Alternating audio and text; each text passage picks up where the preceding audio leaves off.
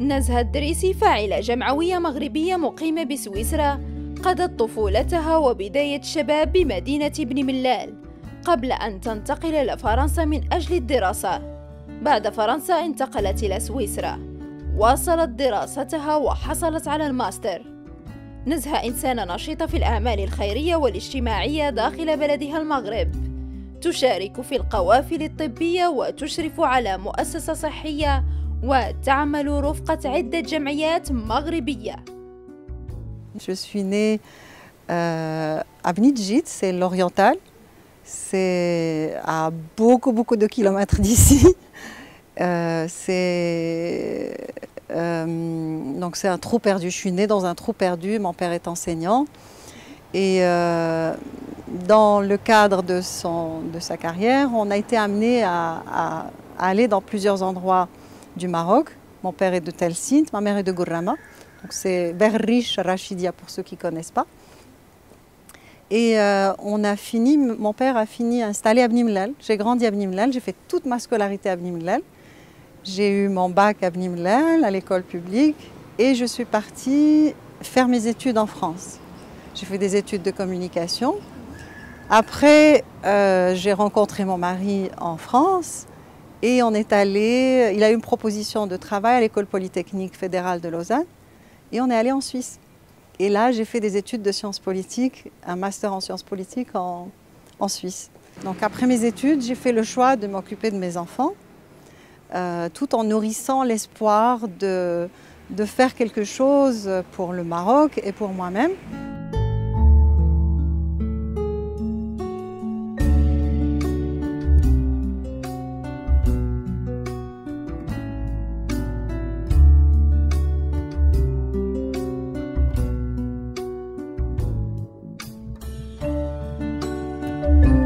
Alors nous sommes à Arbalou, Ourika, dans la région d'Ourika, au maquis chez Madame Saïda, que je connais depuis pas très longtemps. En fait, je l'ai rencontrée à travers une amie, Fatem Zahra Filali, qui m'a contactée pour une jeune femme qui a un décollement de rétine, une jeune femme de 23 ans, une jeune maman.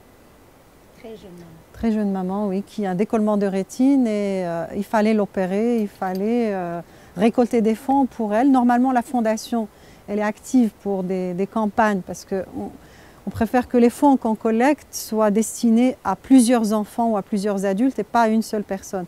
Mais comme cette année, c'est Covid, donc on n'a pas pu faire de campagne, donc on peut travailler avec des personnes. Donc on a collecté une somme d'argent pour sauver Nadia et bientôt aussi une autre personne, un jeune homme pour une greffe de cornée. Voilà, et je rencontre Saïda aujourd'hui chez elle, au maquis. J'ai rencontré aussi Nadia, on est allé chez elle. Et c'est très émouvant de rencontrer tout ce monde et dans un endroit aussi sublime, aussi magnifique, dans cet écrin de nature extraordinaire. C'est un endroit qui apaisant, qui amène la sérénité et qui force le respect. Quand on est face à ces montagnes, ça force l'humilité et le respect. Subhanallah.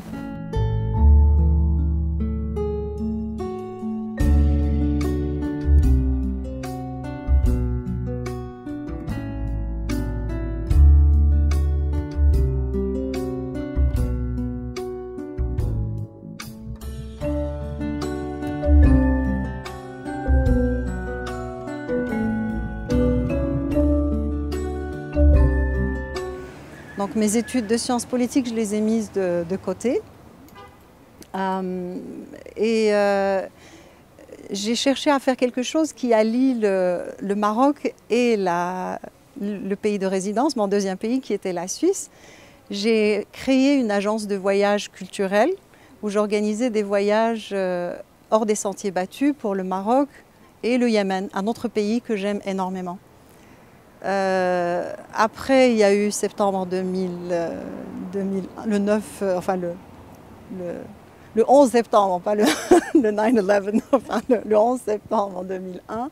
Donc le tourisme a encore subi un choc. Donc j'ai changé un peu de parcours.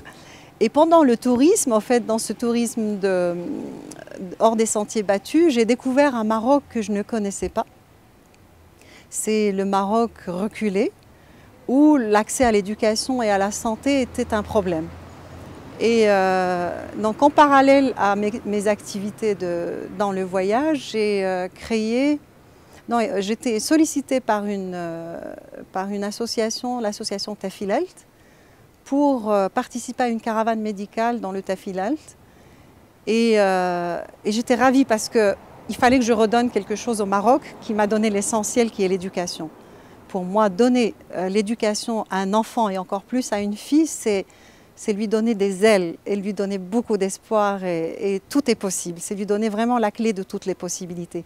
Et j'ai eu la chance d'avoir des parents qui se sont battus pour ça. D'ailleurs, pour l'anecdote, quand je me suis mariée très jeune, mes parents, d'abord, ils étaient fâchés. Ils m'ont dit, on t'a envoyé en France pour faire des études, pas pour te marier. Donc, si tu voulais te marier, tu pouvais rester au Maroc. Et dans l'acte de mariage, mon père a insisté comme clause pour que mon mari ne se mêle pas de mes études et qu'il me laisse finir mes études jusqu'au bout et qu'il ne se mêle pas du choix de mes études. Et je trouvais ça vraiment merveilleux de la part de mon père. Et bien sûr, mon mari, ce n'était pas du tout son esprit de m'empêcher d'étudier, au contraire. Et donc ça, c'était juste l'anecdote par rapport à l'éducation. Donc je gardais au fond de moi une sorte de culpabilité. Le Maroc m'a beaucoup donné, mais je n'ai rien donné à ce pays. Je suis partie et la fuite des cerveaux, comme on dit, c'est quelque chose que j'ai étudié en sciences politiques. Et j'étais en train de la vivre, donc il y a la culpabilité. Je me suis dit, bon, quand cette association m'a appelée pour participer à une caravane médicale, je dis, bah, c'est l'occasion de donner quelque chose au Maroc.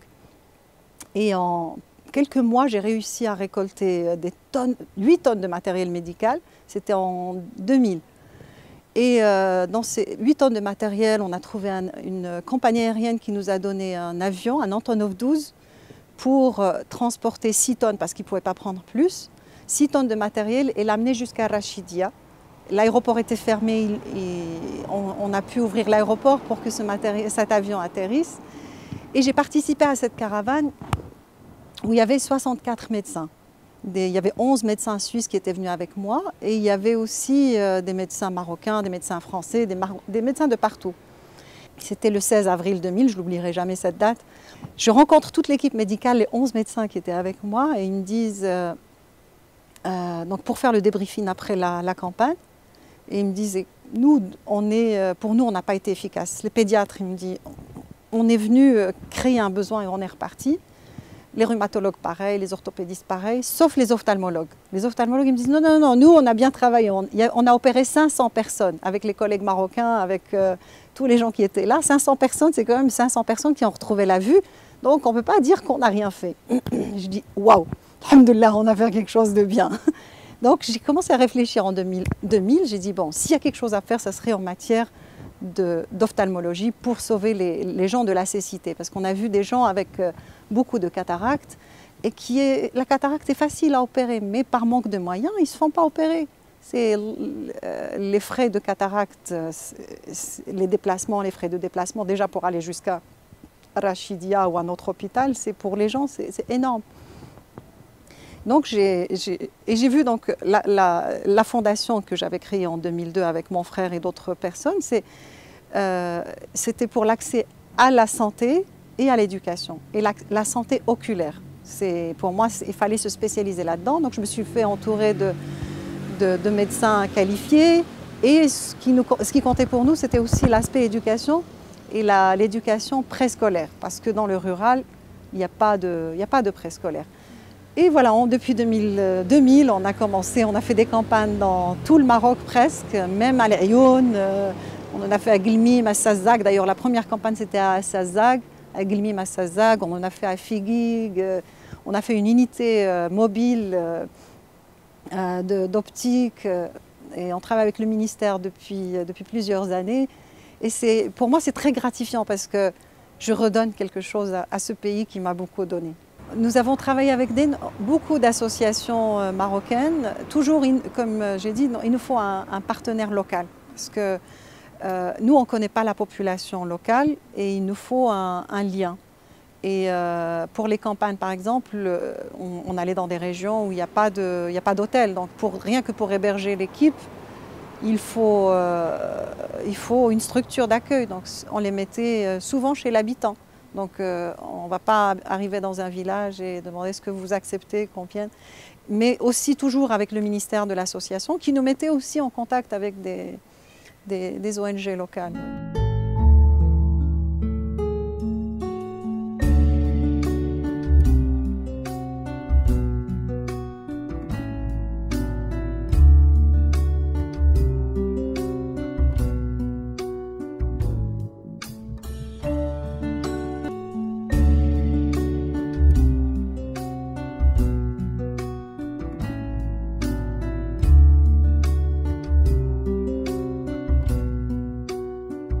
Mon projet, c'est de faire un centre de santé naturelle, de bien-être, avec en terre cuite, avec des techniques locales, avec des productions locales, 100% bio et permaculture, propres, et où on fait beaucoup de travail aussi avec les enfants, le sport mental, la gestion du stress, la confiance en soi, l'estime de soi. Un enfant qui a confiance en lui, il va déplacer des montagnes. La richesse du Maroc et de la culture marocaine et suisse a fait que j'ai toujours joué le rôle de pont entre les deux cultures. Parce que, comme je vous ai dit, je prends ce qu'il y a de mieux dans les deux cultures. Et une des initiatives dont je me suis inspirée, qui a été lancée par Ahmed Larouz, qui est un Marocain d'Amsterdam, c'est de créer le Ramadan porte ouverte. Et j'ai commencé en 2007 à ouvrir ma maison pendant le Ramadan aux non-musulmans. Et ils viennent pour partager le ftour avec nous. Et ils voient comment une famille musulmane vit le Ramadan, et c'est une occasion pour déconstruire un peu les clichés et reconstruire quelque chose de solide dans ce vivre ensemble. Et c'est une expérience extraordinaire. Vraiment, les gens viennent avec des sourires jusque-là. J'ai découvert que les gens ne connaissent pas l'islam. L'islamophobie, elle est aussi due à cette ignorance que les gens ont de l'islam. Ils ne nous connaissent pas. Donc c'est à nous, les Marocains du monde, d'être ces ambassadeurs-là. D'ailleurs, quand je voyage dans un de ces pays, j'étais au Pakistan, dans des régions vraiment reculées, ou dans d'autres pays, quand je me présente en tant que Marocaine, je dis « Attention Nzahara, là tu arrives au Maroc, tu arrives en tant que Marocaine. » Donc ce qu'ils vont garder comme image sur le Marocain dépend de toi, parce qu'ils n'ont jamais rencontré de Marocains dans ces régions reculées. Donc nous, Marocains du monde, nous sommes des ambassadeurs indirects de cette culture. Et nous le sommes doublement. Nous le sommes aussi pour l'islam. Donc nous sommes ces musulmans. Donc qu'est-ce qu'on montre au monde comme comportement en tant que musulmans? Et cette expérience de Ramadan porte ouverte a été une richesse extraordinaire. Une fois, j'ai eu une famille suisse. Donc j'habite dans une région où il y a la culture du vin est vraiment très importante. Ils m'ont téléphoné, donc la tradition c'est que quand on arrive chez les gens, c'est venir avec quelque chose. Ils m'ont téléphoné, est-ce qu'on apporte quelque chose? Je dis non, c'est gratuit à 100%, vous ne prenez rien avec vous, mais on va payer. Je dis non, c'est gratuit.